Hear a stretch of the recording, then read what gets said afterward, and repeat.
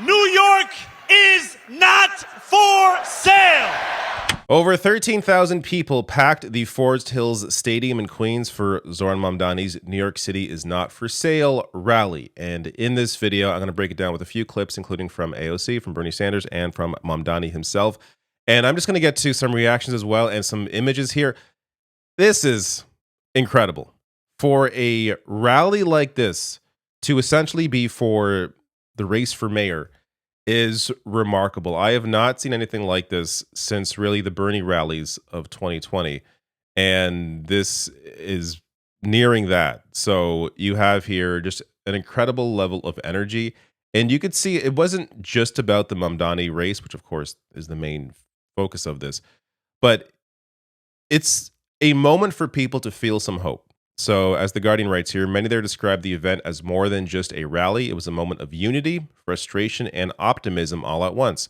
For Haley Miller, 23, of Briarwood, the motivation to attend was simple. Quote, "I'm here because the government sucks, to be honest with you, and I feel like we should make a change as a country. And New York City is definitely the place to start that."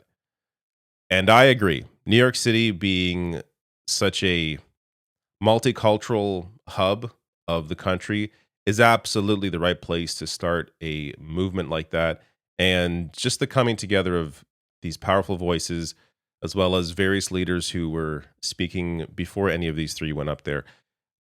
An incredible moment to really showcase what is possible in a moment that otherwise is fairly dark.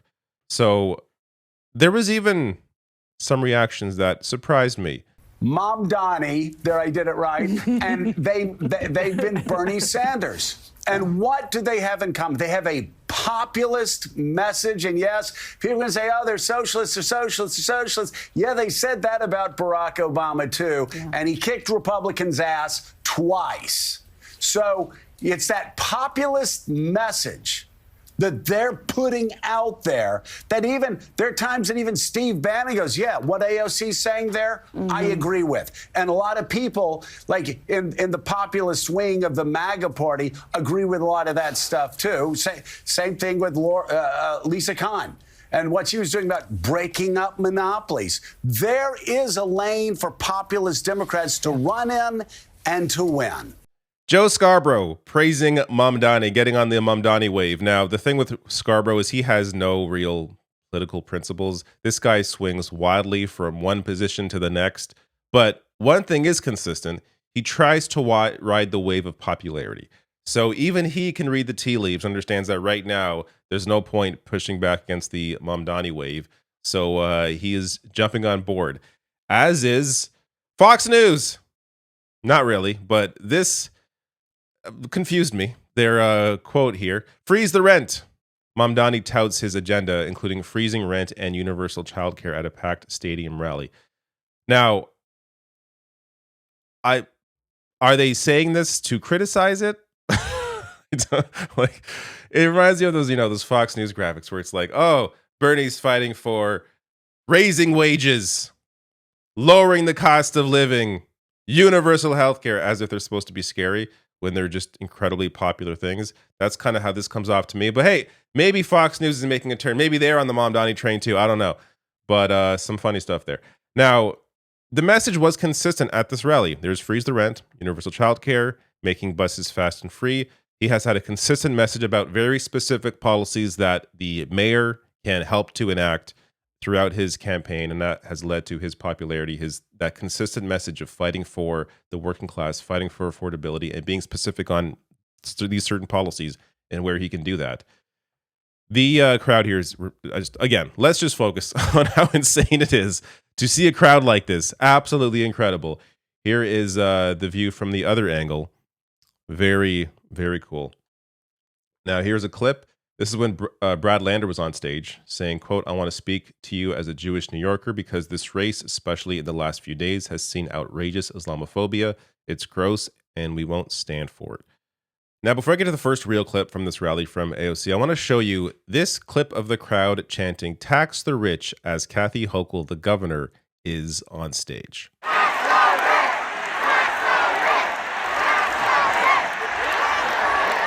All right, so apart from that being just a fun clip, I do think it's worth noting this is one of the few times we have seen a standard right-leaning Democrat experience energy in a crowd like this. And I wonder, can this have the potential to move a politician like this in the right direction? So Kathy Hochul, of course, did already endorse Mamdani. She did it a bit late, but she did do it.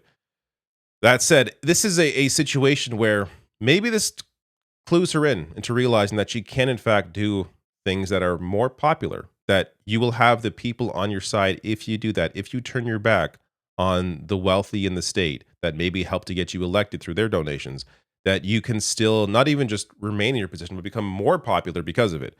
Again, this is just anecdotal. It's one rally, but because of how rare it is to see someone like this with a crowd like this, I do wonder if it has some kind of effect on how she governs moving forward.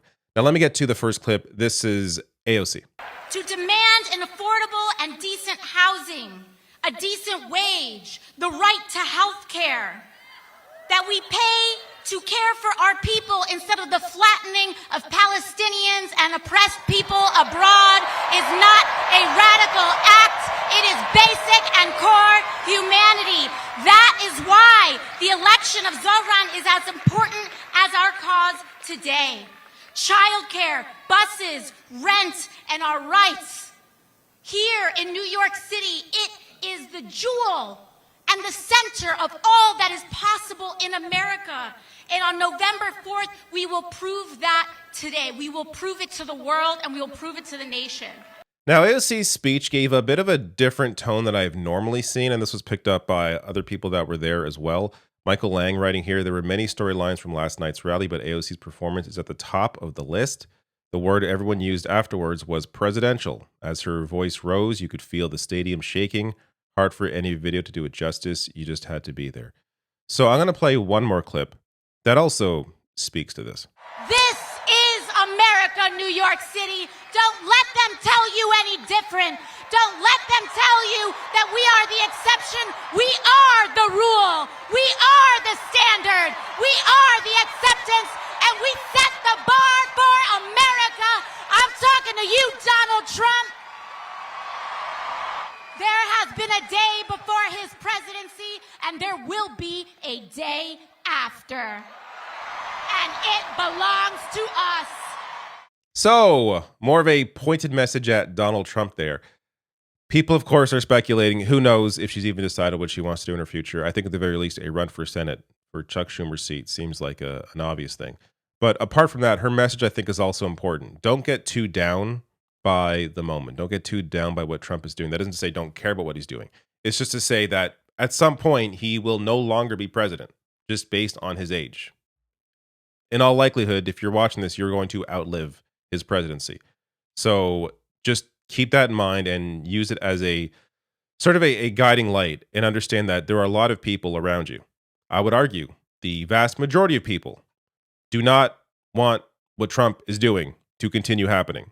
And when you see rallies like this, the energy level, the people engaged in wanting something better, I think that helps to uplift and remind us all that better is possible. Speaking of that, here is Bernie Sanders. So Bernie on the importance of Mamdani's election. At a moment when Americans are extremely distressed about where we are as a nation, economically and politically, a victory here in New York will give hope and inspiration to people throughout our country and throughout the world. That is what this election is about. And that is why Donald Trump is paying attention to this election. Ordinary people, working class people, black and white and Latino, Asian, gay and straight, coming together to take on the oligarchy. That is Trump's worst nightmare. This really is a offshoot of Bernie Sanders and his campaign. And that was also brought up, by the way, by Mamdani, by AOC. The impact that Bernie's run in 2016 and 2020 has had on the political landscape, the awareness that you can, in fact, run for the people and run a successful campaign.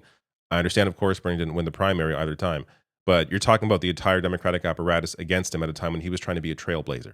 So you have now really these lanes opened up, and it has allowed people like Mamdani, like AOC, like others to really give a voice to the people in a way that they have never seen before. And this gets to the next clip here. So this is the polling on Mamdani has been, of course, very positive.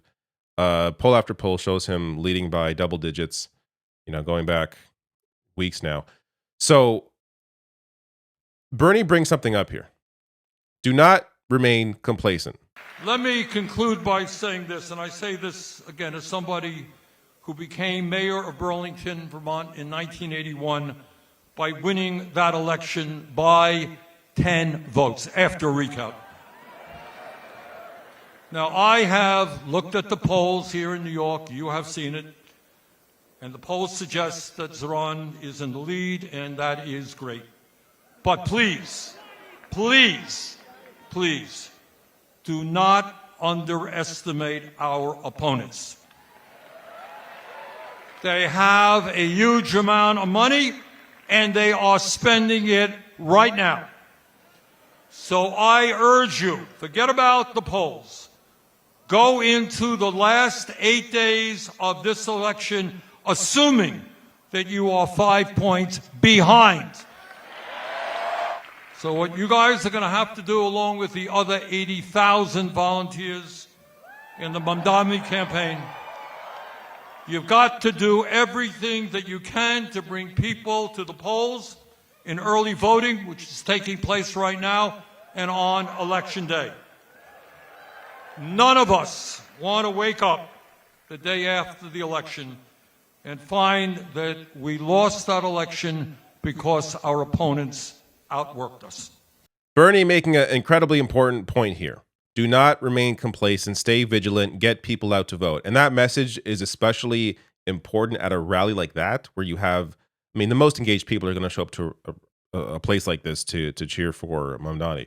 So these are the ones, the leaders, the volunteers that are going to be out there getting people out to vote. And worst case scenario is you get even more people out to vote and you have a greater impact. So maybe he was going to win anyways, but now you have an even greater margin showing truly just how powerful a movement, people-powered campaign can be. There's no downside to ensuring people work even harder to get Mamdani the win. Let me get now, finally, to Mamdani. Here is a chunk of his speech. When we launched this campaign 1 year and 3 days ago, my name was a statistical anomaly in every poll. 4 months later, as recently as this February, our support had reached the eye-watering heights of 1%. We were tied with noted candidate, someone else. I always knew we could beat him. When we launched this campaign 1 year and 3 days ago, the political world did not pay it much attention because we were looking to build a movement that reflected the city as it actually is, not just the one that political consultants think exists on a spreadsheet.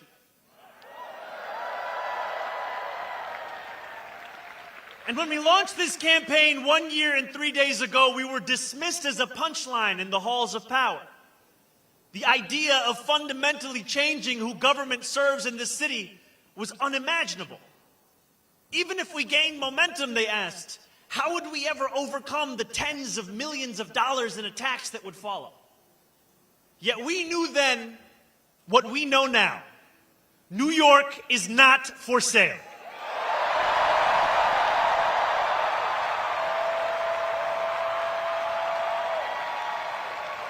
As young people showed up in record numbers, as immigrants saw themselves in the politics of their city, as seniors, once skeptical, dared to dream again, we spoke with one voice. New York is not for sale.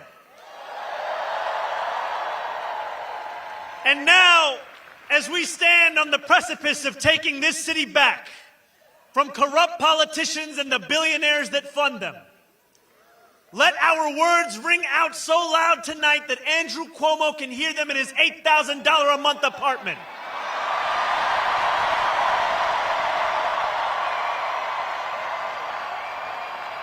Let them ring so loud so that he can hear us even if he's in Westchester this evening.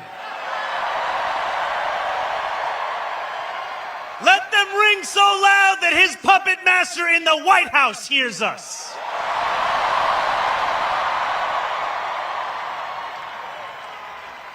New York is not for sale. All right, so of course I'll link to the full video below in case you want to watch the entire speech. I had a hard time cutting down or cutting out what I was going to show you because I'm not going to show the entire thing, obviously.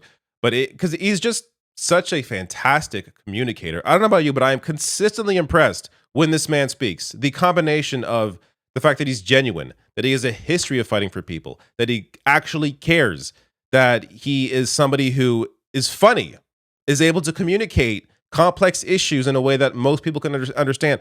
It is so rare to find someone like this. New York, do you understand how lucky you are to have a politician like this? These people don't grow on trees. So I hope you elect him because this should be the model for other people. And, you know, not just cities, but just generally, countries should elect people like this as their leader. And I just want to share this because this is hilarious to me. A 55-year-old man wearing MAGA for Mamdani gear, which I didn't know existed, said he voted for Trump twice, but now he's making a switch and voting for Mamdani. This will be the first time I'm voting for a Democrat, he said. I like his policies. Now, while I am surprised by this, I have to say, this has been consistent in Mamdani's message, how during the beginning of his campaign, he spoke with Trump voters, because a lot of them voted in New York for Trump. And he was curious why they did that. And a lot of them thought Trump would deliver them affordability, because that was one of the things that Trump claimed, which of course, I don't know. I don't want to get down the minds of people that actually trusted him again. I don't know how you could do that, but that aside, you have the opportunity here to actually deliver on affordability. And I think in doing that, you have the potential to turn a lot of minds, shift a lot of people in the right direction. Again, that isn't to say any politician should be chasing Trump voters, because I think in the vast majority of cases, you're not going to be successful.